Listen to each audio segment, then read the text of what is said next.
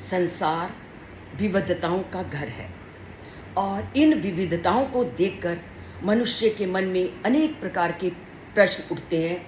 इसलिए संसार में कुछ लोगों में से ही कुछ लोग उस परम गति की ओर अग्रसर होते हैं। और श्री कृष्ण ने ये कहा भी है कि उन बहुत सारे लोगों में से कुछ एक ही होते हैं वो जीवन के रहस्य को जान पाते हैं।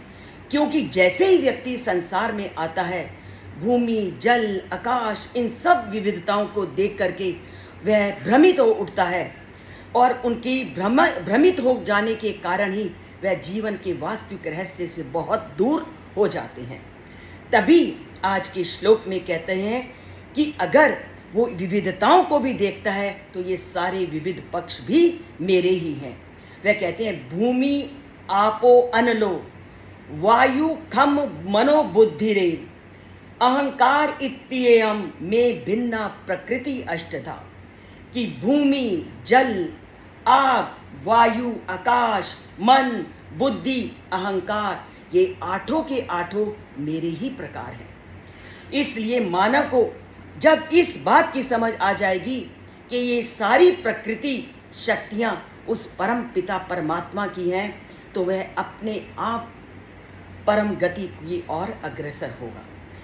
जिस दिन मानव इस आठों तत्वों को जानने के प्रति प्रेरित होगा, उस समय वो मेरे लक्ष्य की ओर पाने की ओर अग्रसर होगा।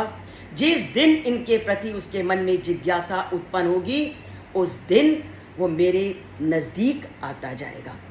तो आप सबसे पहले परमात्मा की इन शक्तियों को कि महत, अहंकार, भूमि, जल, आकाश, बुद्धि, मन को जानने का प्रयत्न करो।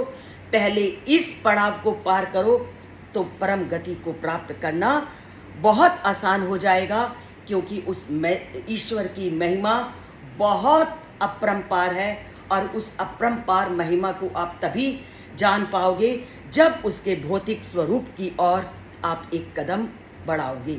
और उसका भौतिक स्वरूप है भूमि को, जल को, आग को, आकाश को, अहंकार को, मन और बुद्धि को जानना। पहले उसके भौतिक स्वरूप को जानो, फिर परमात्मा की अगली सीढ़ी को जानने का प्रयत्न करो।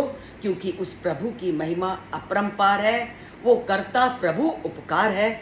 इसलिए अगर उसके उपकार को पाना है तो उनके इस भौतिक पक्ष को पहले जानने का प्रयत्न करो।